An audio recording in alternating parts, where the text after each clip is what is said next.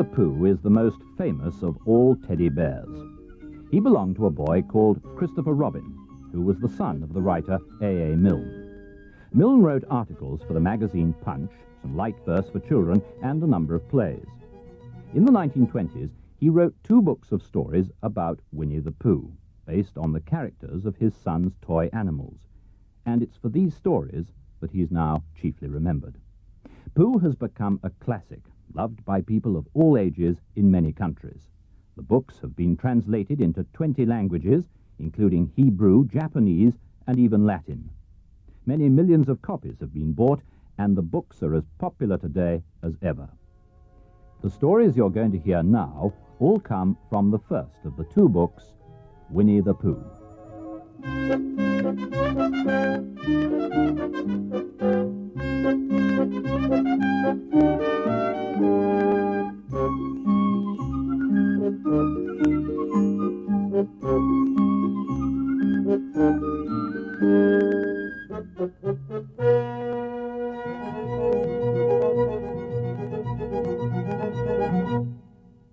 Once upon a time, a very long time ago now, about last Friday, Winnie the Pooh lived in a forest all by himself.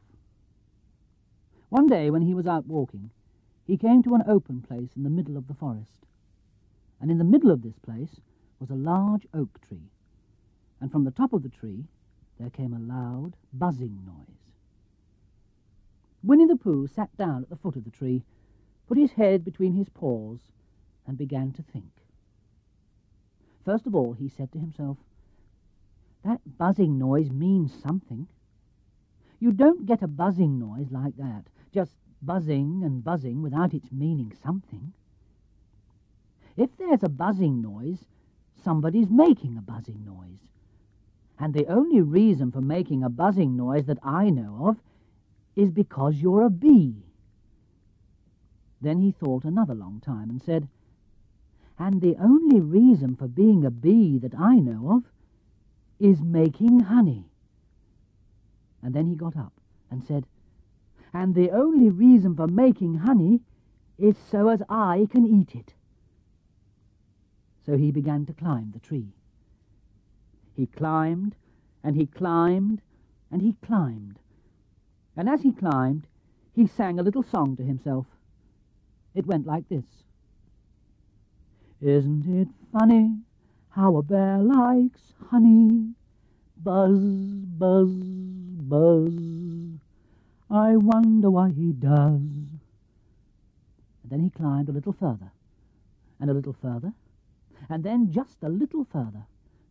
By that time, he thought of another song. "It's a very funny thought that if bears were bees, they'd build their nests at the bottom of trees. And that being so, if the bees were bears, we shouldn't have to climb up all these stairs." He was getting rather tired by this time, so that is why he sang a complaining song. He was nearly there now, and if he just stood on that branch... Crack! "Oh, help!" said Pooh, as he dropped 10 feet onto the branch below him. "If only I hadn't," he said, as he bounced 20 feet onto the next branch.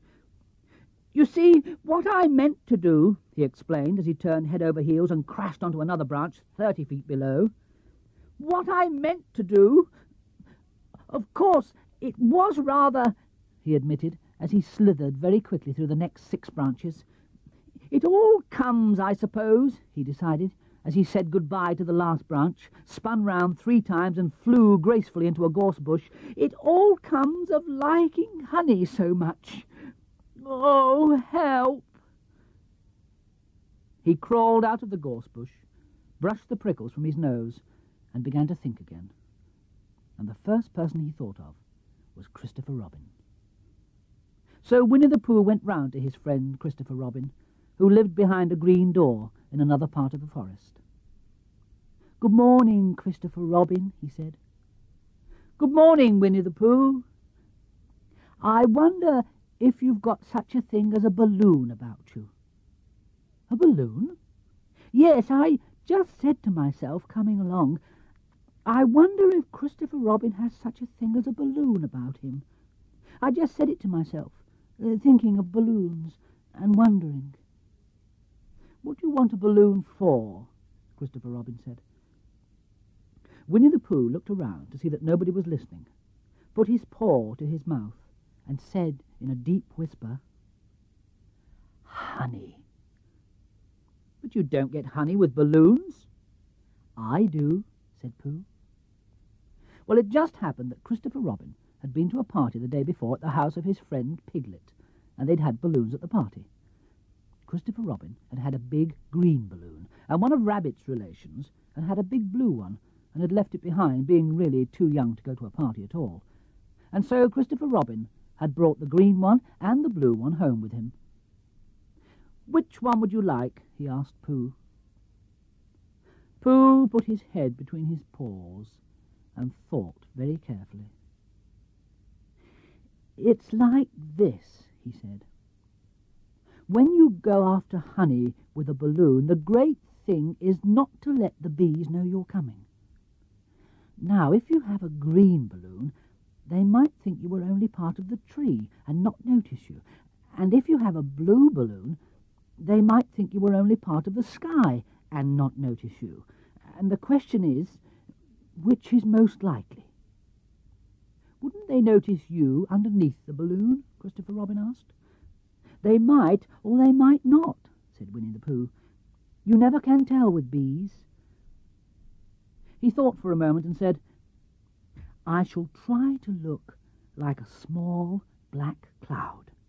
That'll deceive them. Then you'd better have the blue balloon, Christopher Robin said.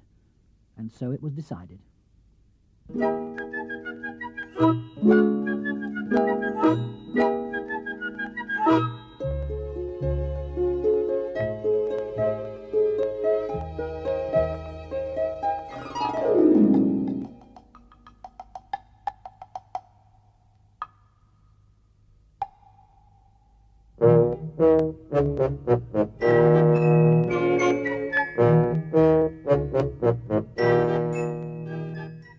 Well, they both went out with the blue balloon, and Christopher Robin took his gun with him, just in case, as he always did.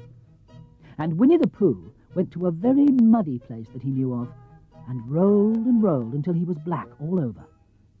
And then, when the balloon was blown up as big, and they were both holding onto the string, Christopher Robin let go suddenly, and Pooh Bear floated gracefully up into the sky and stayed there, level with the top of the tree and about 20 feet away from it. Hooray! Christopher Robin shouted. Isn't that fine? Shouted Winnie the Pooh. What do I look like? You look like a bear holding on to a balloon. Not, said Pooh anxiously, not like a small black cloud in a blue sky? Not very much. Ah, well, perhaps from up here it looks different. And as I say, you never can tell with bees. There was no wind to blow him nearer to the tree, so there he stayed. He could see the honey, he could smell the honey, but he couldn't quite reach the honey. After a little while, he called down. Christopher Robin, he said in a loud whisper. Hello. I think the bees suspect something. What sort of thing? I don't know, but something tells me that they're suspicious. Perhaps they think that you're after their honey. It may be that. You never can tell with bees. There was another little silence, and then he called down again. Christopher Robin? Yes? Have you an umbrella in your house? I think so. I wish you would bring it out here and walk up and down with it, and look up at me every now and then and say, Tut, tut, it looks like rain. I think if you did that it would help the deception which we are practicing on these bees. Well, Christopher Robin laughed to himself. Silly old bear. But he didn't say it aloud, because he was so fond of him. and he went home for his umbrella. "Oh, there you are," called down Winnie the Pooh as soon as Christopher Robin got back to the tree. "I was beginning to get anxious. I have discovered that the bees are now definitely suspicious." "Shall I put my umbrella up?" Christopher Robin said. "Yes, but wait a moment. We must be practical. The important bee to deceive is the queen bee. Now, can you see which is the queen bee from down there?" "No." Pity. "Well, now, if you walk up and down with your umbrella saying, 'Tut, tut, it looks like rain,' I shall do what I can by singing a little cloud song, such as a cloud might sing. Go." So, while Christopher Robin walked up and down and wondered if it would rain, Winnie the Pooh sang this song. "How sweet to be a cloud floating in the blue. Every little cloud always sings aloud. How sweet to be a cloud floating in the blue. It makes him very proud to be a little cloud." The bees were still buzzing as suspiciously as ever. Some of them, indeed, left their nests and flew all round the cloud as it began the second verse of this song, and one bee sat down on the nose of the cloud for a moment, and then got up again. "Christopher! Ow! Robin!" called out the cloud. "Yes? I've just been thinking, and I've come to a very important decision. These are the wrong sort of bees." "Are they?" "Quite the wrong sort, so I should think they would make the wrong sort of honey, shouldn't you?" "Would they?" "Yes, so I think I shall come down." "How?" asked Christopher Robin. Winnie the Pooh hadn't thought about this. If he let go of the string, he would fall, bump, and he didn't like the idea of that. So he thought for a long time, and then he said, "Christopher Robin, you must shoot the balloon with your gun. Have you got your gun?" "Of course I have," Christopher Robin said. "But if I do that, it'll spoil the balloon." "But if you don't," said Pooh, "I shall have to let go, and that would spoil me." When he put it like this, Christopher Robin saw how it was, and he aimed very carefully at the balloon and fired. "Ow!" said Pooh. "Did I miss?" "You didn't exactly miss," said Pooh, "but you missed the balloon." "I'm so sorry," Christopher Robin said, and fired again. And this time he hit the balloon, and the air came slowly out, and Winnie the Pooh floated down to the ground. But his arms were so stiff from holding onto the string of the balloon all that time that they stayed up straight in the air for more than a week. And whenever a fly came and settled on his nose, he had to blow it off. And I think, but I'm not sure, that is why he was always called Pooh.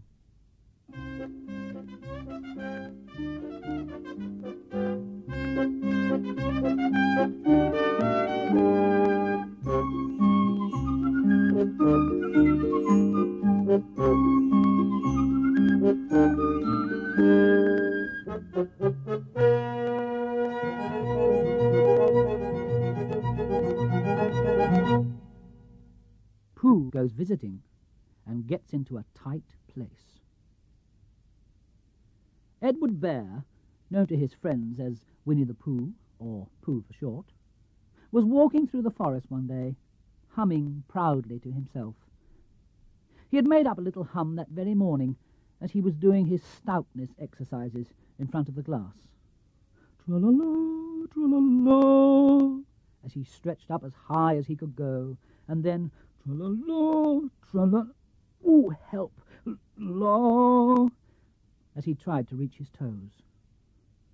After breakfast, he had said it over and over to himself until he had learnt it off by heart, and now he was humming it right through, properly. It went like this. Tra-la-la, tra-la-la, tra-la-la, tra-la-la, rum-tum, tiddle-rum-tum, tiddle-diddle, tiddle-diddle, tiddle-diddle, tiddle-diddle, rum-tum,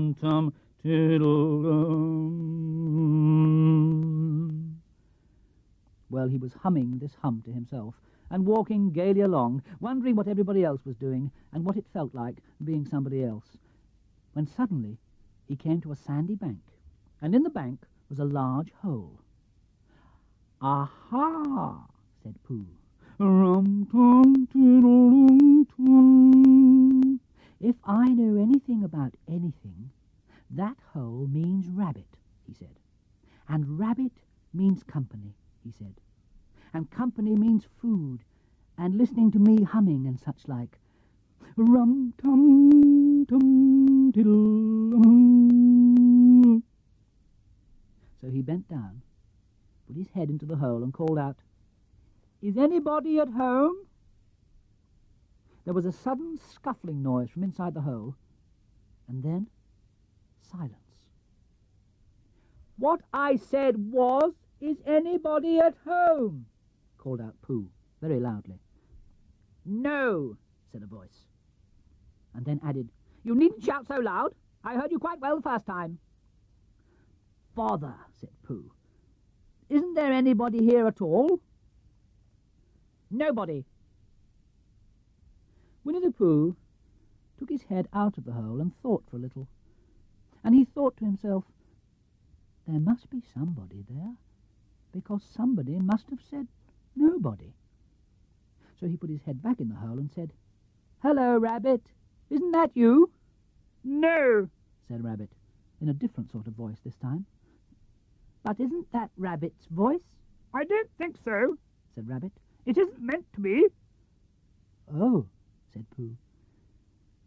He took his head out of the hole and had another think, and then he put it back and said, "Well, could you very kindly tell me where Rabbit is?" "He's gone to see his friend Pooh Bear, who is a great friend of his." "But this is me," said Bear, very much surprised. "What sort of me?" "Pooh Bear." "Are you sure?" said Rabbit, still more surprised. Quite sure," said Pooh. "Oh, well, then, come in." So Pooh pushed and pushed his way through the hole, and at last he got in. "You were quite right," said Rabbit, looking at him all over. "It is you. Glad to see you." "Who did you think it was?" "Well, I wasn't sure. You know how it is in the forest. One can't have anybody coming into one's house. One has to be careful. What about a mouthful of something?" Pooh always liked a little something at 11 o'clock in the morning, and he was very glad to see Rabbit getting out the plates and mugs. And when Rabbit said, "Honey or condensed milk with your bread?" he was so excited that he said, "Both." And then, so as not to seem greedy, he added, "But don't bother about the bread, please." And for a long time after that, he said nothing, until at last, humming to himself in a rather sticky voice, he got up, shook Rabbit lovingly by the paw, and said that he must be going on. "Must you?" said Rabbit, politely. "Well," said Pooh, "I could stay a little longer if you... And he tried very hard not to look in the direction of the larder. "As a matter of fact," said Rabbit, "I was going out myself directly." "Oh, well then, I'll be going on. Goodbye." "Well, goodbye, if you're sure you won't have any more." "Is there any more?" asked Pooh quickly. Rabbit took the covers off the dishes and said, "No, there wasn't." I thought not," said Pooh, nodding to himself. "Well, goodbye. I must be going on." So he started to climb out of the hole. He pulled with his front paws and pushed with his back paws, and in a little while his nose was out in the open again, and then his ears, then his front paws, and then his shoulders, and then... Oh, help," said Pooh. "I'd better go back." Oh, bother," said Pooh. "I shall have to go on." Now, by this time, Rabbit wanted to go for a walk too, and finding the front door full, he went out by the back door, and came round to Pooh and looked at him. "Hello, you stuck?" he asked. "No," said Pooh carelessly. "Just resting and thinking and humming to myself." "Here, give us a paw." Pooh Bear stretched out a paw, and Rabbit pulled and pulled and pulled. "Ow!" cried Pooh. "You're hurting." "The fact is," said Rabbit, "you're stuck." "It all comes," said Pooh crossly, "of not having front doors big enough." "It all comes," said Rabbit sternly, "of eating too much." "I thought at the time," said Rabbit, "only I didn't like to say anything," said Rabbit, "that one of us was eating too much," said Rabbit, "and I knew it wasn't me," he said. "Well, well, I shall go and fetch Christopher Robin."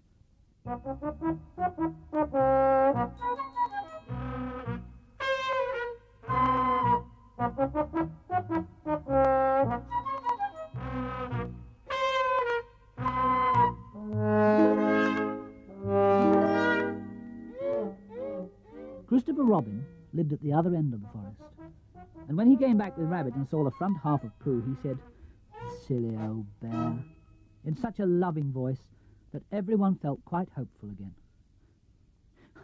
I was just beginning to think," said Bear, sniffing slightly, "that Rabbit might never be able to use his front door again.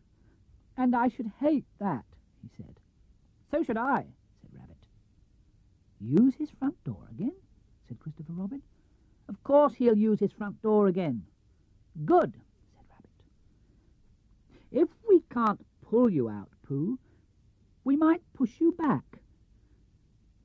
Rabbit scratched his whiskers thoughtfully and pointed out that when once Pooh was pushed back, he was back, and of course nobody was more glad to see Pooh than he was. Still, there it was. Some lived in trees and some lived underground, and... "You mean I'd never get out?" said Pooh. "I mean," said Rabbit, "that having got so far, it seems a pity to waste it." Christopher Robin nodded. "Then there's only one thing to be done," he said. "We shall have to wait for you to get thin again." "How long does getting thin take?" asked Pooh anxiously. "About a week, I should think." "But I can't stay here for a week." "You can stay here all right, silly old bear. It's getting you out which is so difficult." "We'll read to you," said Rabbit cheerfully. "And I hope it won't snow," he added.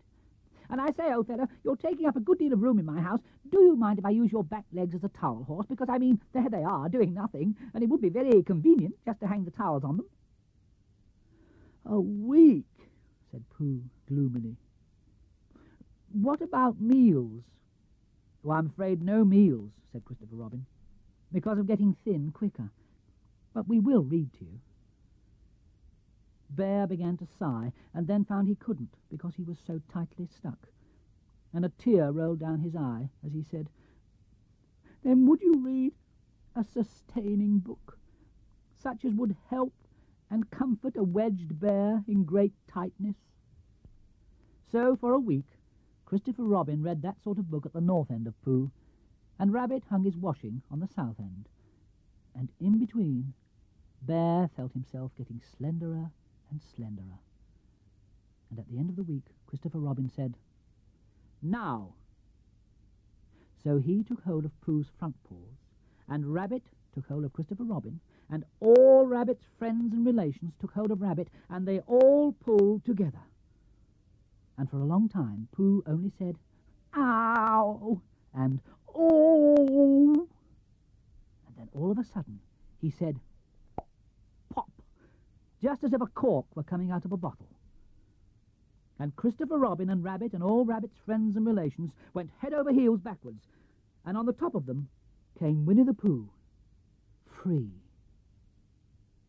So, with a nod of thanks to his friends, he went on with his walk through the forest, humming proudly to himself.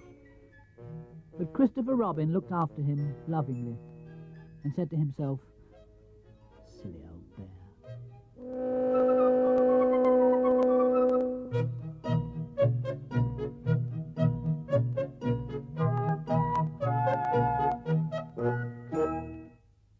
Piglet meets a heffalump.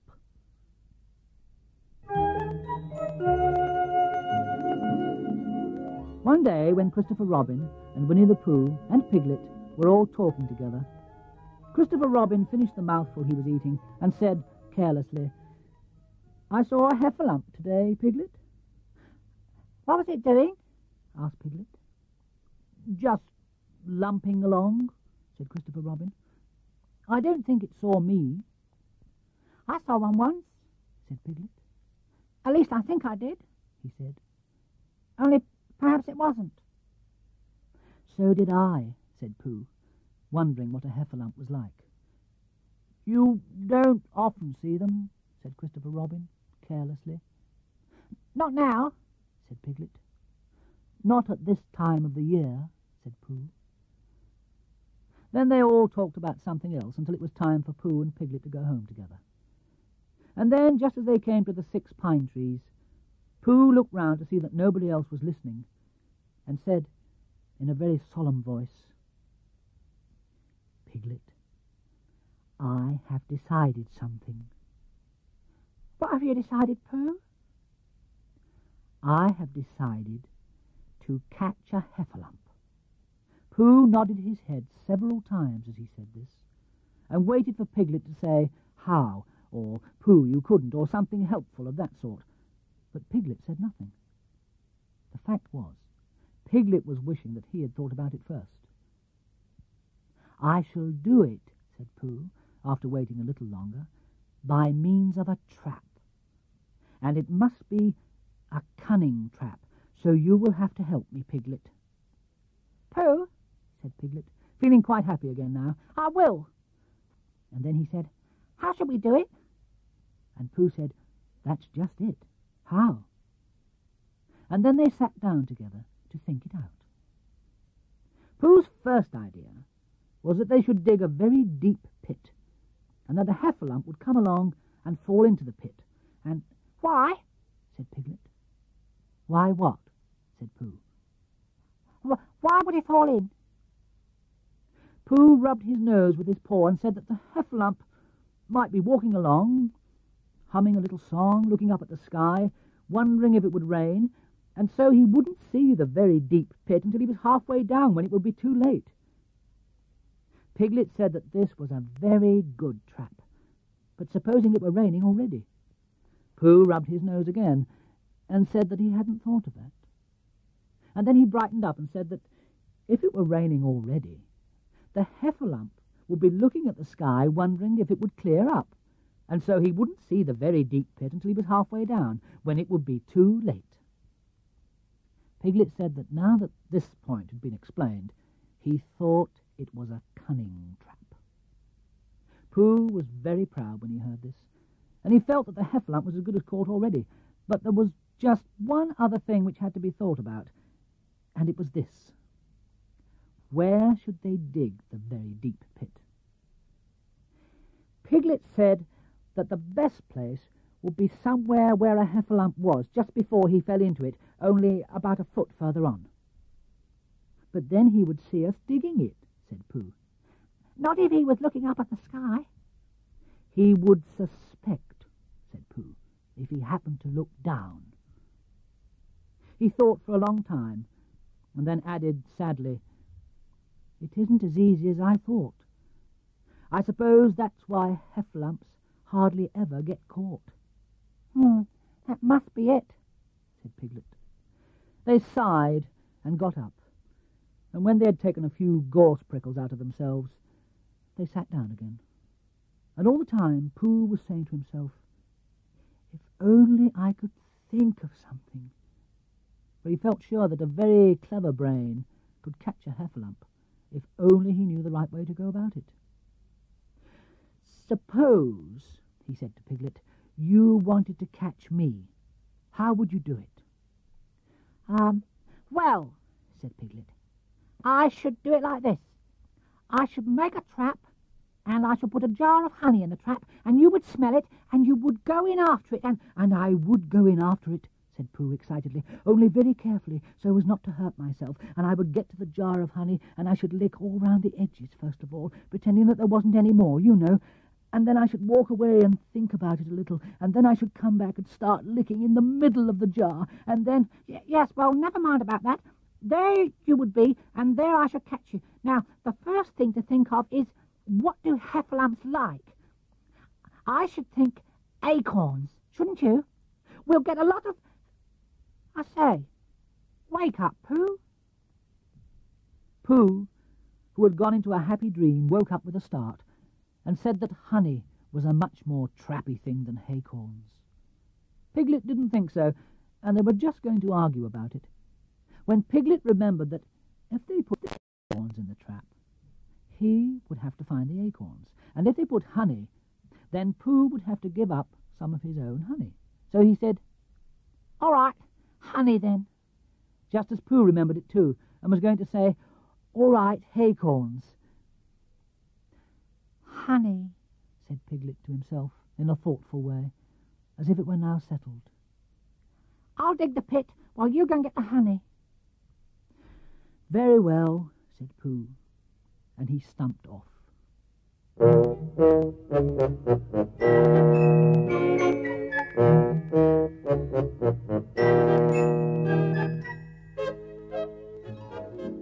As soon as he got home, he went to the larder, and he stood on a chair and took down a very large jar of honey from the top shelf. It had honey written on it. Hunny.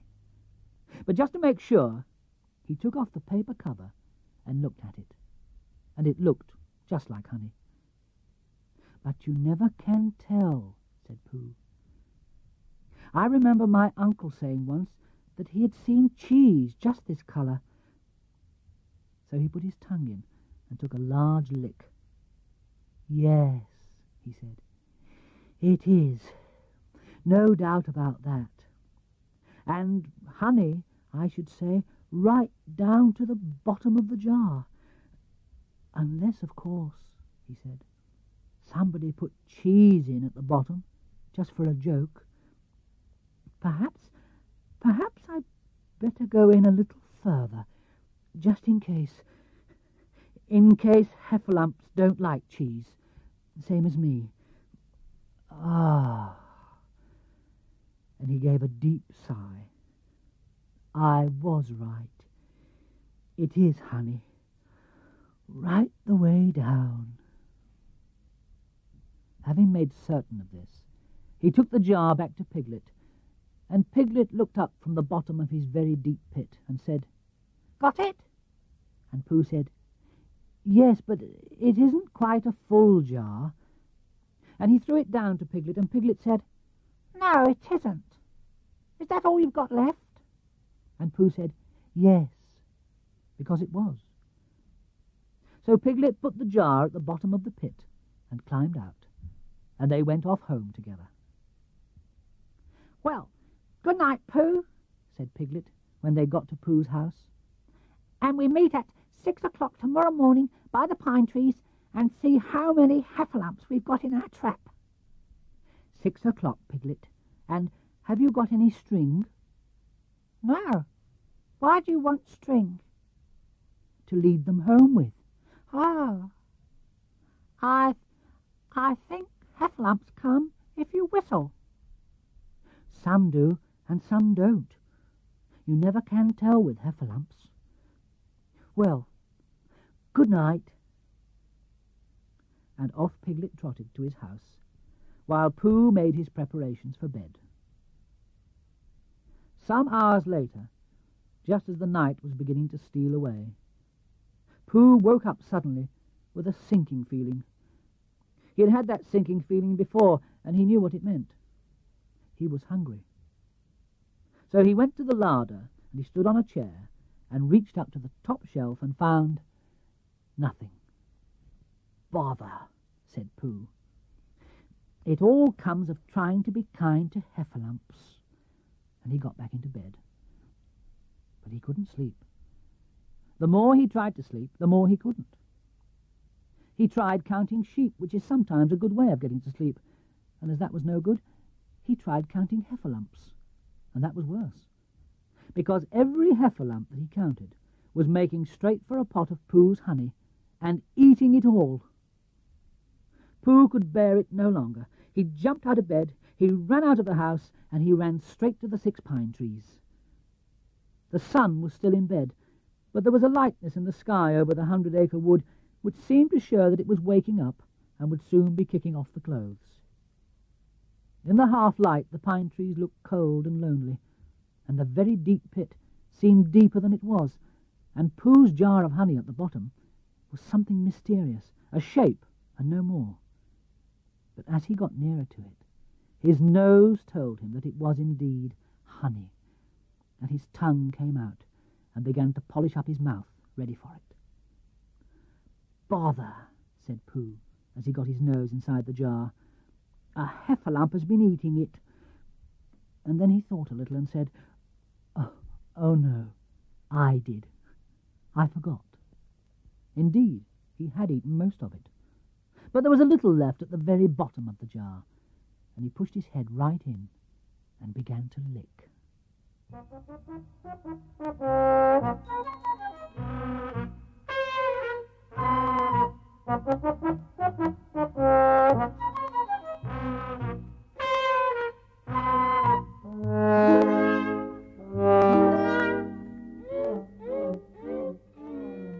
By and by, Piglet woke up. As soon as he woke, he said to himself, Oh, and then he said bravely, yes, and then, still more bravely, quite so. but he didn't feel very brave, for the word which was really jiggetting about in his brain was heffalumps. What was a heffalump like? Was it fierce? Did it come when you whistled? And how did it come? Was it fond of pigs at all? If it was fond of pigs, did it make any difference what sort of pig? He didn't know the answer to any of these questions, and he was going to see his first heffalump in about an hour from now. Of course, Pooh would be with him, and it was much more friendly with two, but suppose heffalumps were very fierce with pigs and bears?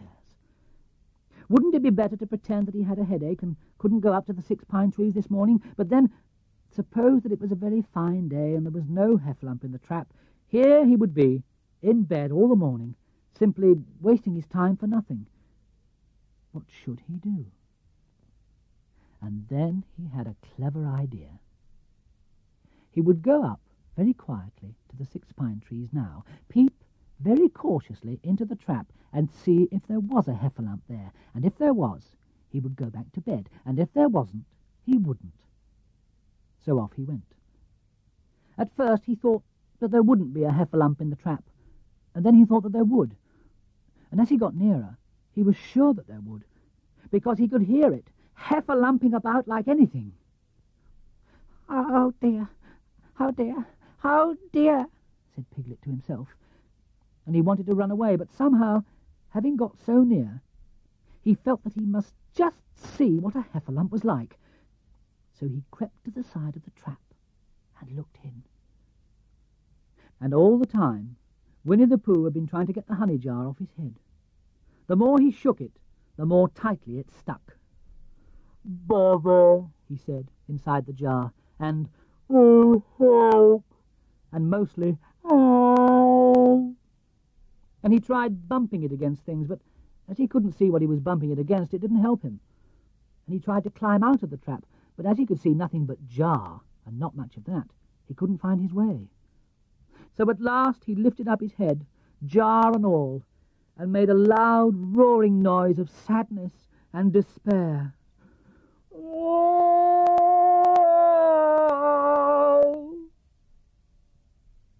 And it was at that moment that Piglet looked down. Help, help, cried Piglet. A heffalump, a horrible heffalump. And he scampered off as hard as he could, still crying out, Help, help, a horrible heffalump, hoff, hoff, a hellable horrorlump, hol, hol, a hoffable hellerump. And he didn't stop crying and scampering until he got to Christopher Robin's house. "Whatever's the matter, Piglet?" said Christopher Robin, who was just getting up. Huff, huff, huff, huff, said Piglet, breathing so hard that he could hardly speak. A heffalump. "Where?" Up there, said Piglet, waving his paw. "What did it look like?" Like it had the biggest head you ever saw, Christopher Robin. A great enormous thing, like nothing. A huge big, well, like I don't know, like an enormous big nothing. It's like a jar. "Well," said Christopher Robin, putting on his shoes, "I shall go and look at it. Come on. Piglet wasn't afraid if he had Christopher Robin with him, so off they went. I can hear it, can't you? Said Piglet anxiously as they got near. I can hear something, said Christopher Robin. It was Pooh, bumping his head against a tree root he'd found. There, said Piglet, isn't it awful?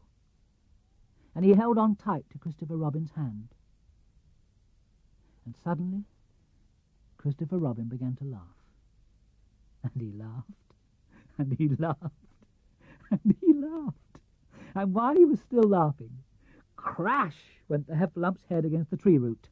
Smash went the jar, and out came Pooh's head again.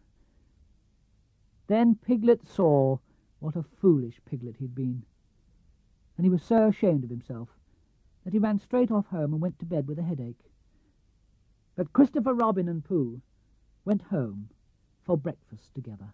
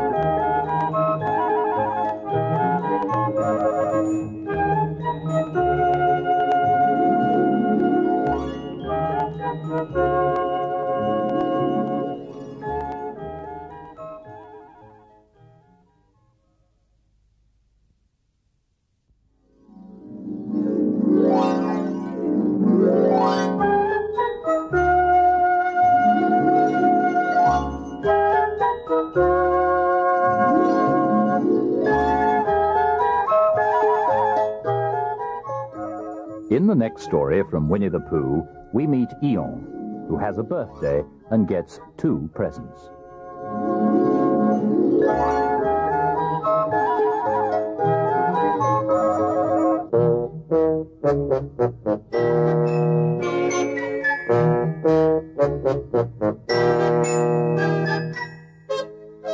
Eeyore, the old grey donkey, stood by the side of the stream and looked at himself in the water.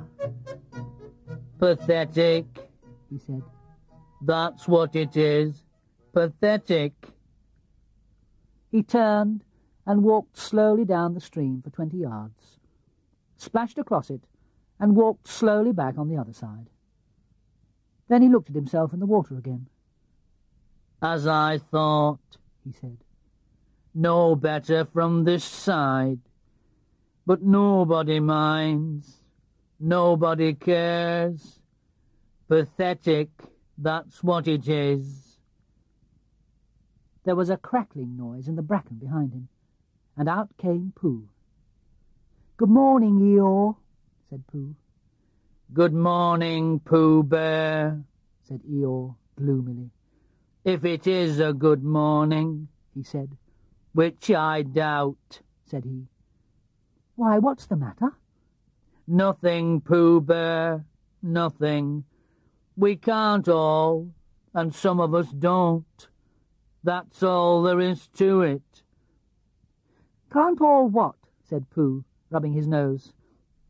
Gaiety, song and dance, here we go round the mulberry bush. "Oh," said Pooh. He thought for a long time and then asked, "What mulberry bush is that?" Bonhomie, went on Eeyore gloomily. French word meaning bonhomie, He explained. I'm not complaining, but there it is. Pooh sat down on a large stone and tried to think this out. It sounded to him like a riddle, and he was never much good at riddles, being a bear of very little brain. So he sang Cottleston Pie instead. Cottleston, Cottleston, Cottleston Pie. A fly can't bird, but a bird can fly. Ask me a riddle and I reply. Cottleston, Cottleston, Cottleston Pie. That was the first verse. When he'd finished it, Eeyore didn't actually say he didn't like it, so Pooh very kindly sang the second verse to him. Cottleston, Cottleston, Cottleston pie. A fish can't whistle, and neither can I. Ask me a riddle, and I reply. Cottleston, Cottleston, Cottleston pie. That's right, said Eeyore. Sing. Umpty-tiddly, umpty-doo. Here we go gathering nuts and may. Enjoy yourself. I am, said Pooh. Some can, said Eeyore. Why, what's the matter? Is anything the matter? You seem so sad, Eeyore. Sad? Why should I be sad? It's my birthday, the happiest day of the year. Your birthday? Said Pooh in great surprise. Of course it is. Can't you see? Look at all the presents I've had. He waved a foot from side to side. Look at the birthday cake, candles and pink sugar. Pooh looked, first to the right and then to the left. Presents, said Pooh. Birthday cake, said Pooh. Where? Can't you see them? No, said Pooh. Neither can I, said Eeyore. Joke, he explained. Ha ha. Pooh scratched his head, being a little puzzled by all this. But is it really your birthday? He asked. It is. Oh, well, many happy returns of the day, Eeyore. And many happy returns to you, Pooh Bear. But it isn't my birthday. No, it's mine. But you said many happy returns. Well, why not? You don't always want to be miserable on my birthday, do you? Oh, I see, said Pooh. It's bad enough, said Eeyore, almost breaking down. It's bad enough being miserable myself, what with no presents and no cake and no candles and no proper notice taken of me at all. But if everybody else is going to be miserable too... This was too much for Pooh. Stay there, he called to Eeyore, as he turned and hurried back home as quick as he could, for he felt that he must get poor Eeyore a present of some sort at once, and he could always think of a proper one afterwards.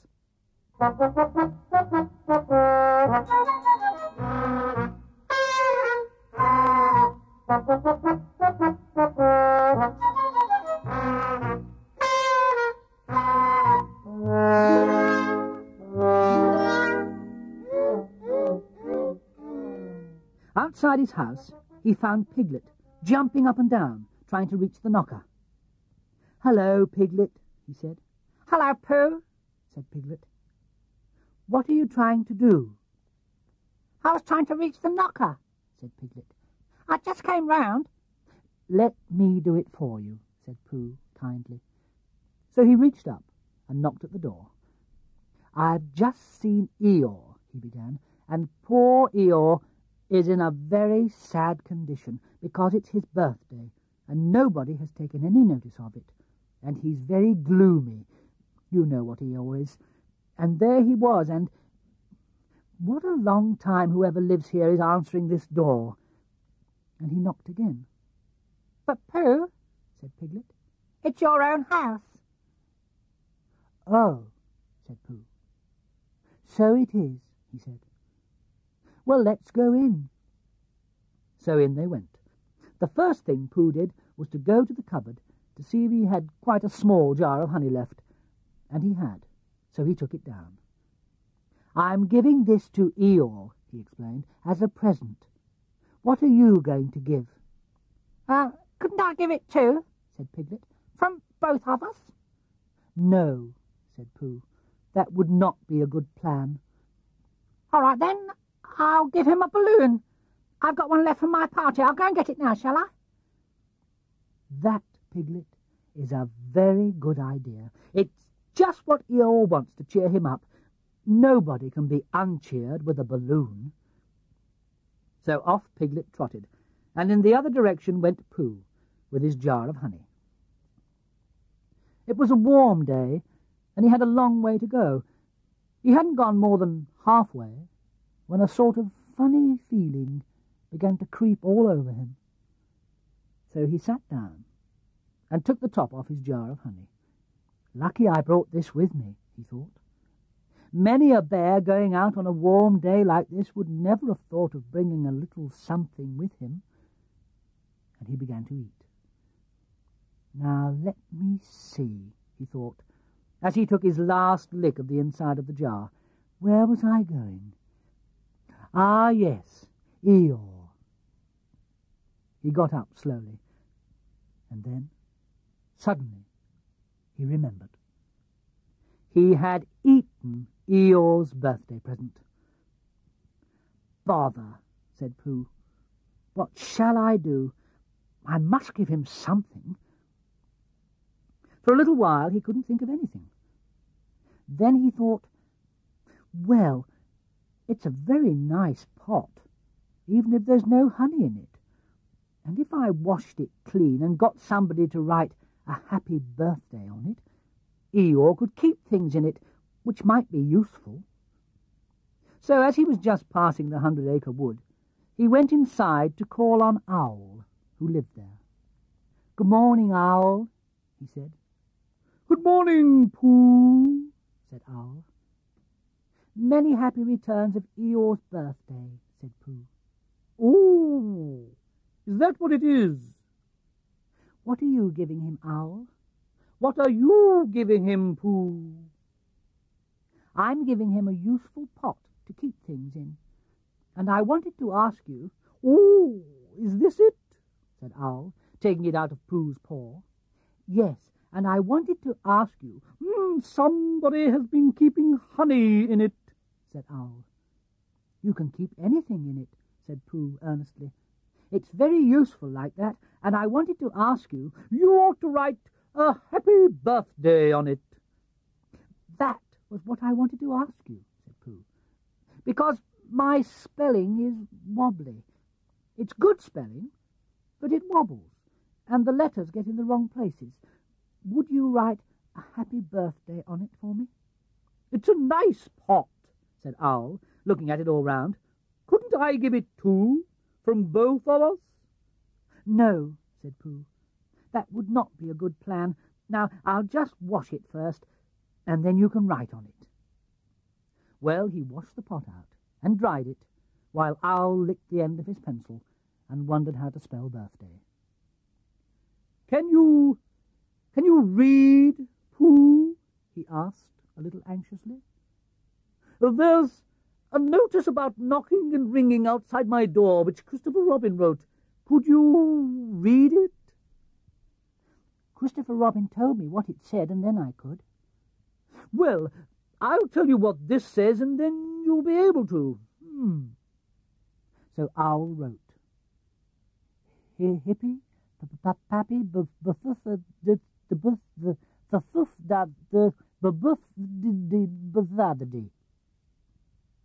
Pooh looked on admiringly. I'm just saying a happy birthday, said Owl carelessly. It's a nice long one, said Pooh, very much impressed by it. Well, actually, of course, I'm saying a very happy birthday with love from Pooh. Naturally, it takes a good deal of pencil to say a long thing like that. Oh, I see, said Pooh.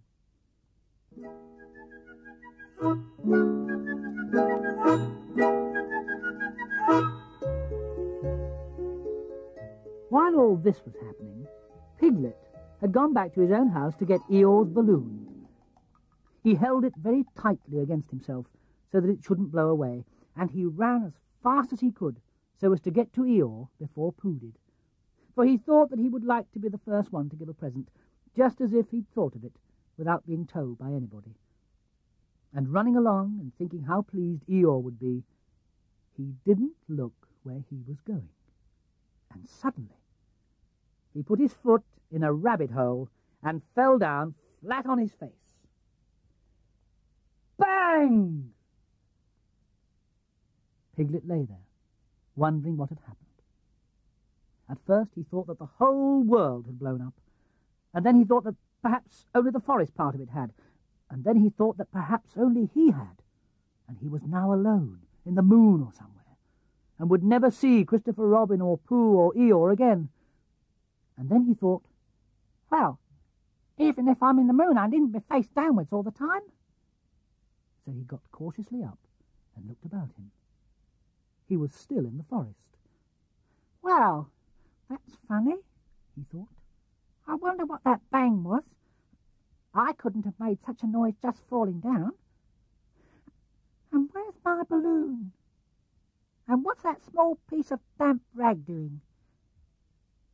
It was the balloon. Oh, dear, said Piglet. Oh, dear, oh, dearie, dearie, dear. Well, it's too late now. I can't go back, and I haven't another balloon, and perhaps Eeyore doesn't like balloons so very much. So he trotted on, rather sadly now, and down he came to the side of the stream where Eeyore was, and called out to him. Good morning, Eeyore, shouted Piglet. Good morning, little Piglet, said Eeyore.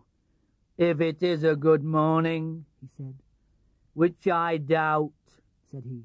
Not that it matters, he said. Many happy returns of the day, said Piglet, having now got closer. Eeyore stopped looking at himself in the stream and turned to stare at Piglet. Just say that again, he said. Many happy... Wait a moment. Balancing on 3 legs, he began to bring his 4th leg very cautiously up to his ear. I did this yesterday, he explained, as he fell down for the 3rd time.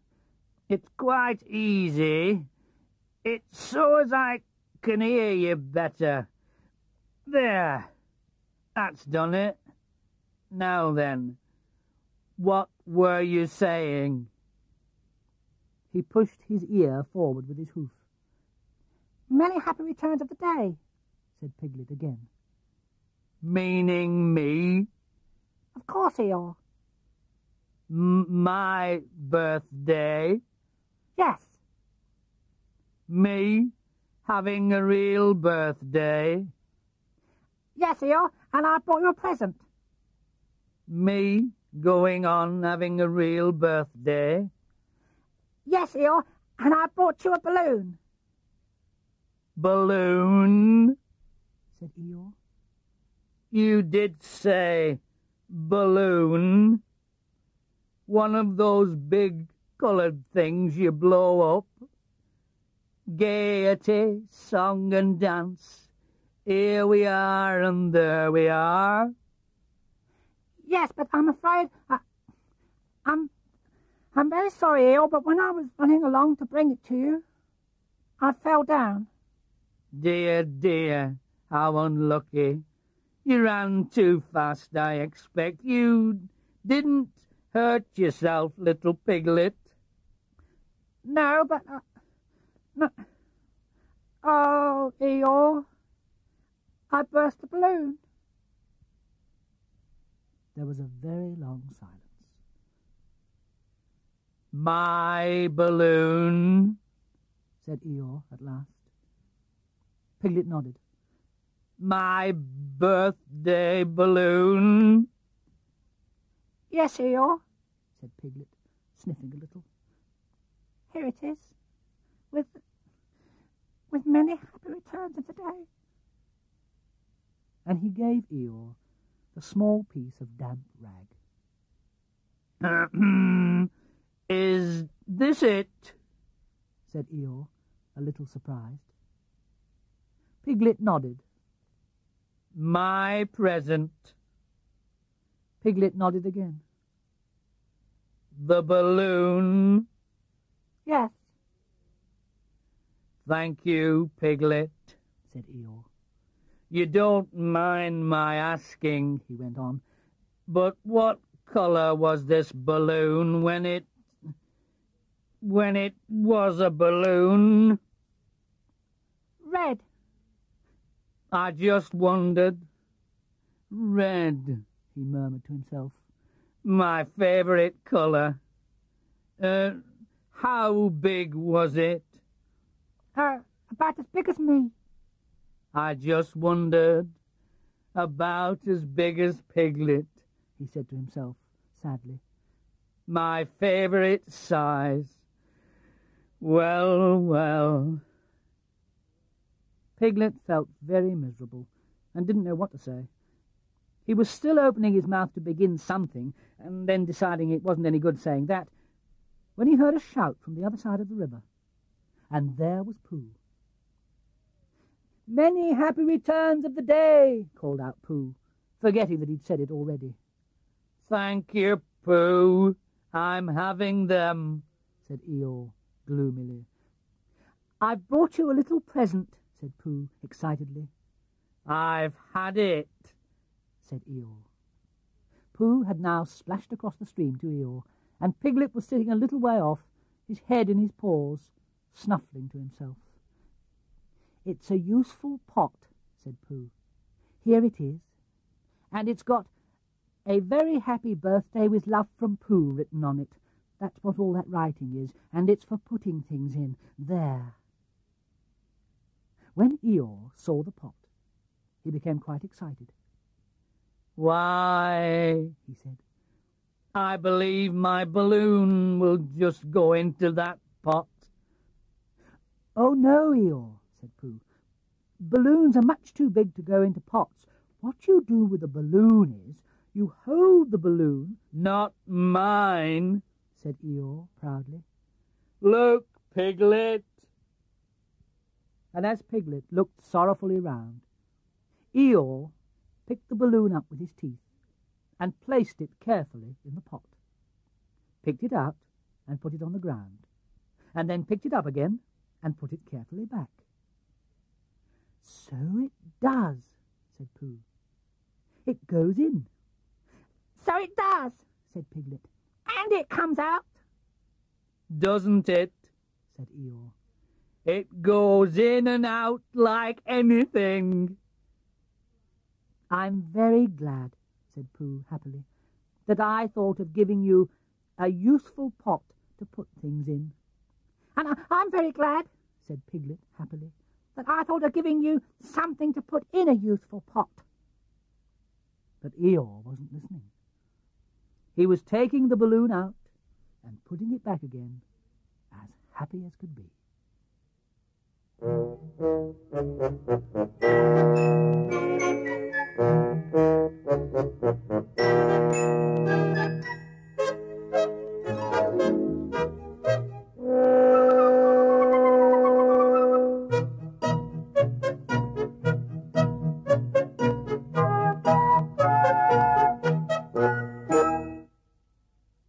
Piglet is entirely surrounded by water.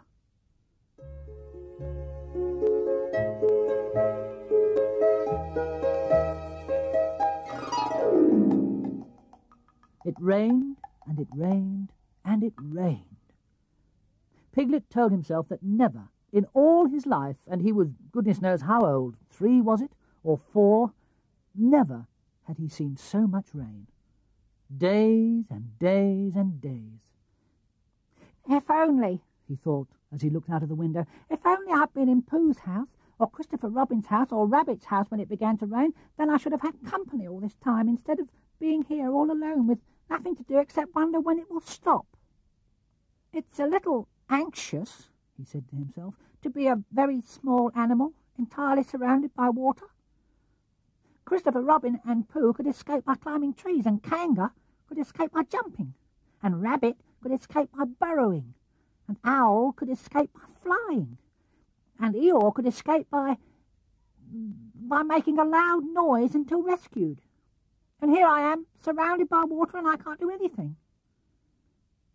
It went on raining, and every day the water got a little higher, until now it was nearly up to Piglet's window, and still he hadn't done anything. And suddenly he remembered a story which Christopher Robin had told him about a man on a desert island who had written something in a bottle and thrown it into the sea. And Piglet thought that if he wrote something in a bottle and threw it in the water, perhaps somebody would come and rescue him.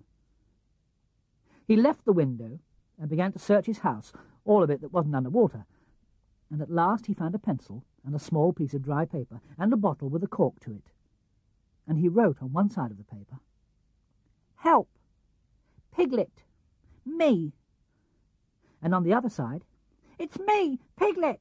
Help! Help!" Then he put the paper in the bottle, and he corked the bottle up as tightly as he could. And he leant out of his window as far as he could lean without falling in, and he threw the bottle as far as he could throw. Splash! And in a little while it bobbed up again on the water, and he watched it floating slowly away in the distance, until his eyes ached with looking. And sometimes he thought it was the bottle, and sometimes he thought it was just a ripple on the water which he was following. And then suddenly he knew that he would never see it again, and that he had done all he could do to save himself. So now, he thought, somebody else will have to do something. And I hope they'll do it soon, because if they don't, I shall have to swim, which I can't, so I hope they do it soon.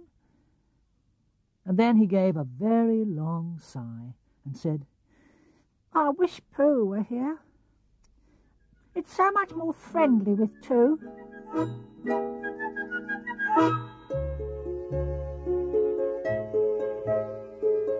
When the rain began, Pooh was asleep. It rained, and it rained, and it rained, and he slept, and he slept, and he slept. He'd had a tiring day.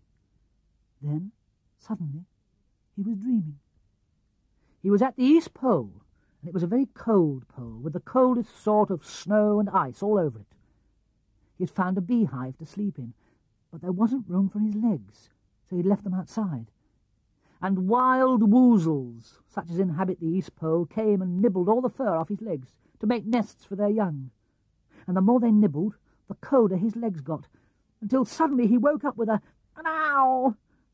And there he was, sitting in his chair, with his feet in the water, and water all round him. He splashed to the door and looked out. "This is serious," said Pooh.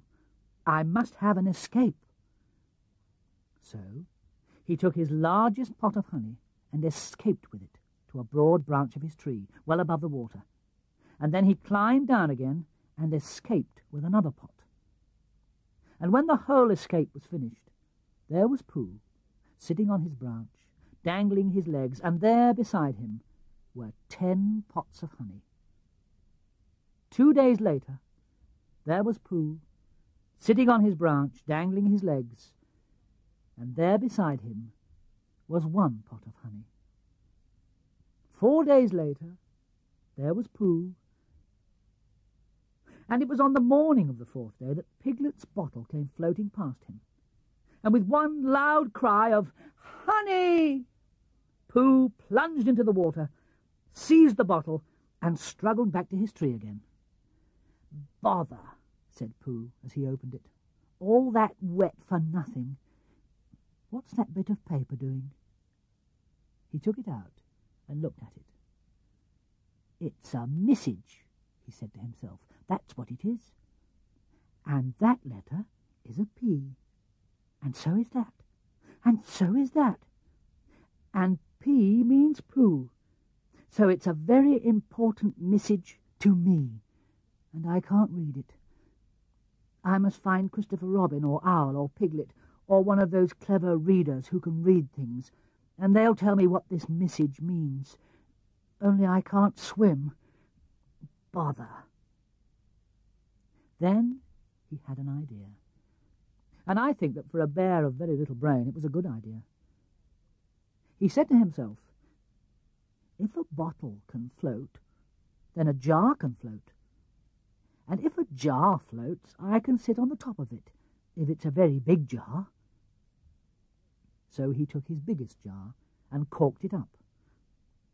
"All boats have to have a name," he said, "so I shall call mine the Floating Bear."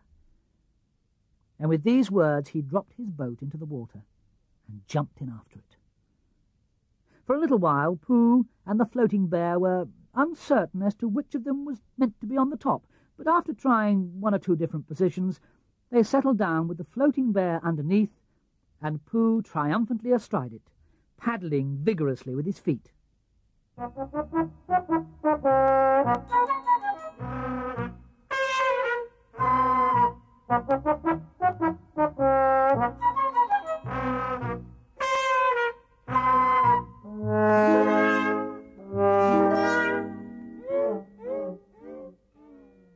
"Oh, Pooh!" cried Christopher Robin. "Where are you?" "Here I am," said a growly voice behind him. "Pooh!" They rushed into each other's arms. "How did you get here, Pooh?" asked Christopher Robin, when he was ready to talk again. "On my boat," said Pooh proudly. "I had a very important message sent me in a bottle, and owing to having got some water in my eyes, I couldn't read it, so I brought it to you. On my boat." With these proud words, he gave Christopher Robin the message. "But it's from Piglet," cried Christopher Robin when he'd read it. "Isn't there anything about Pooh in it?" asked Bear, looking over his shoulder. Christopher Robin read the message aloud. "Oh, are those peas Piglets? I thought they were Pooh's." "We must rescue him at once. I thought he was with you, Pooh. Owl, could you rescue him on your back?" "I don't think so," said Owl, after grave thought. "It is doubtful if the necessary dorsal muscles—" "Then would you fly to him at once and say that rescue is coming? And Pooh and I will think of a rescue and come as quick as ever we can. Oh, don't talk, Owl. Go on, quick." And still thinking of something to say, Owl flew off. "Now then, Pooh," said Christopher Robin, "where's your boat?" "I ought to say," explained Pooh as they walked down to the shore of the island, "that it isn't just an ordinary sort of boat. Sometimes it's a boat and sometimes it's more of an accident. It all depends." "Depends on what?" "On whether I'm on the top of it or underneath it." "Oh, well, where is it?" "There," said Pooh, pointing proudly to the floating bear. It wasn't what Christopher Robin expected, and the more he looked at it, the more he thought what a brave and clever bear Pooh was. And the more Christopher Robin thought this, the more Pooh looked modestly down his nose and tried to pretend he wasn't. "But it's too small for two of us," said Christopher Robin sadly. "3 of us with Piglet." "Well, that makes it smaller still. Oh, Pooh Bear, what shall we do?"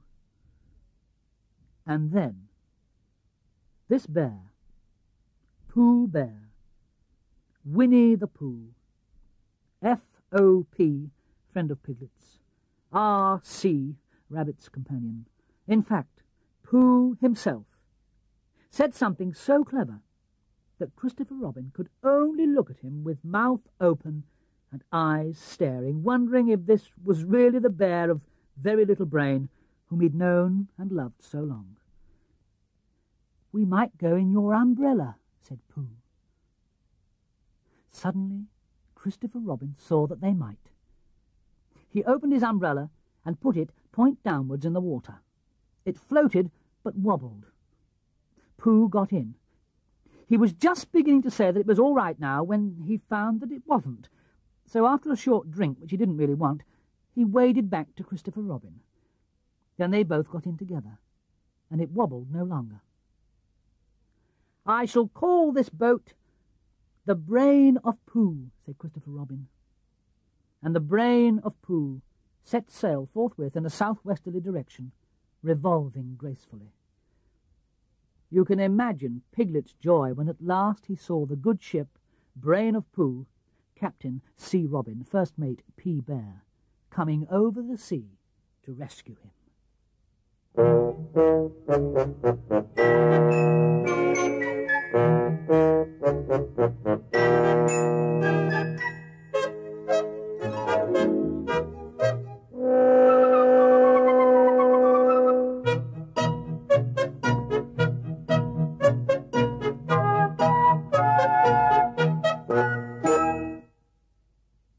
Christopher Robin gives a Pooh party, and we say goodbye.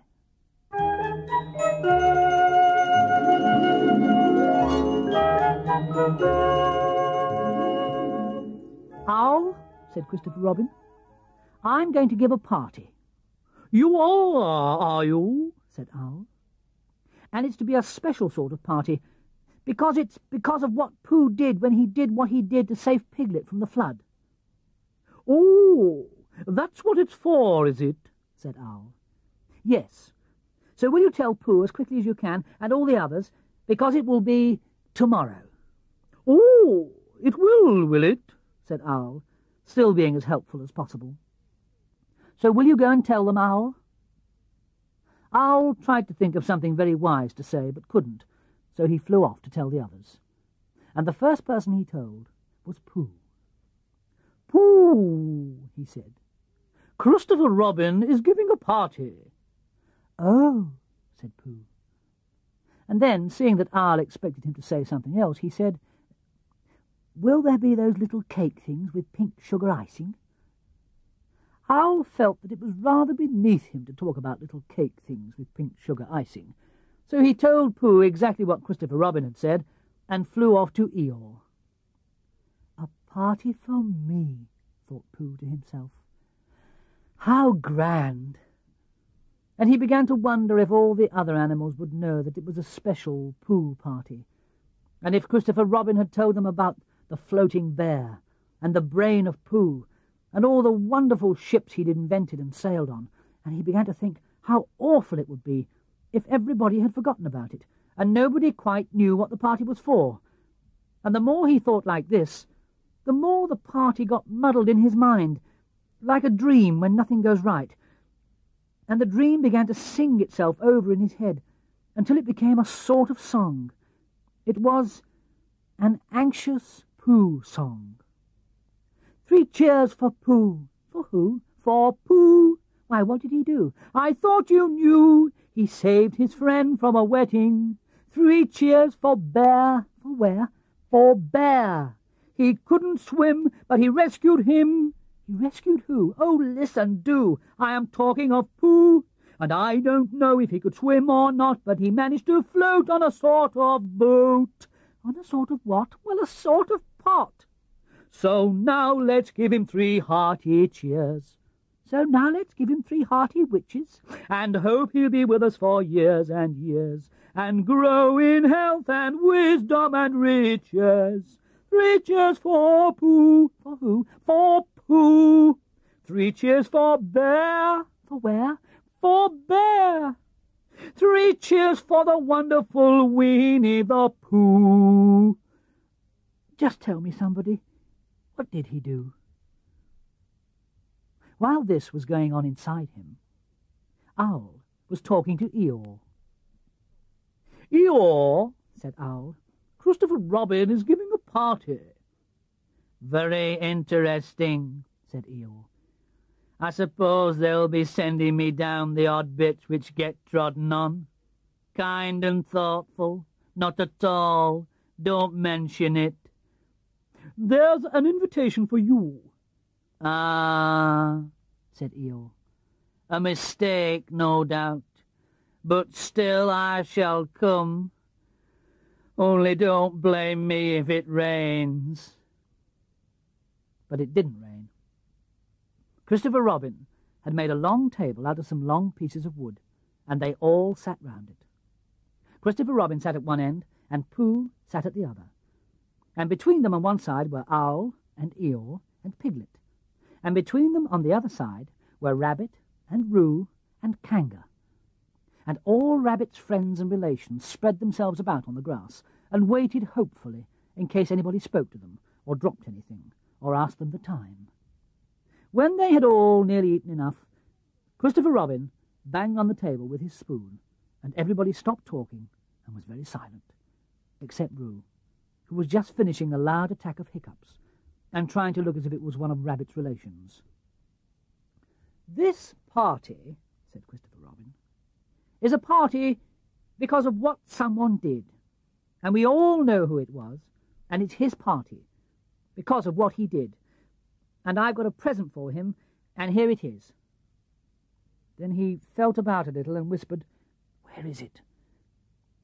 While he was looking, Eeyore coughed in an impressive way and began to speak. "Friends," he said, "including oddments, it is a great pleasure, or perhaps I had better say it has been a pleasure so far to see you at my party. What I did was nothing. Any of you, except Rabbit and Owl and Kanga, would have done the same. Oh, and Pooh. My remarks do not, of course, apply to Piglet and Roo, because they are too small. Any of you would have done the same, but it just happened to be me. It was not, I need hardly say, with an idea of getting what Christopher Robin is looking for now." And he put his front leg to his mouth and said in a loud whisper, "Try under the table, that I did what I did, but because I feel that we should all do what we can to help. I feel that we should all—" "Here it is," cried Christopher Robin excitedly. "Pass it down to silly old Pooh. It's for Pooh." "For Pooh?" said Eeyore. "Well, of course it is. The best bear in all the world." When Pooh saw what it was, he nearly fell down, he was so pleased. It was a special pencil case. There were pencils in it marked B for bear, and pencils marked HB for helping bear, and pencils marked BB for brave bear. There was a knife for sharpening the pencils, an India rubber for rubbing out anything which you'd spelt wrong, and a ruler for ruling lines for the words to walk on, and inches marked on the ruler, in case you wanted to know how many inches anything was, and blue pencils and red pencils and green pencils for saying special things in blue and red and green. "Oh," said Pooh. "Oh, Pooh," said everybody else except Eeyore. "Thank you," growled Pooh. But Eeyore was saying to himself, "This writing business, pencils and what-not, overrated if you ask me. Silly stuff, nothing in it." Later on, when they'd all said goodbye and thank you to Christopher Robin, Pooh and Piglet walked home together in the golden evening, and for a long time they were silent. "When you wake up in the morning, Pooh," said Piglet at last, "what's the first thing you say to yourself?" "What's for breakfast?" said Pooh. "What do you say, Piglet?" "I say, I wonder what's going to happen exciting today," said Piglet. Pooh nodded thoughtfully. "It's the same thing," he said.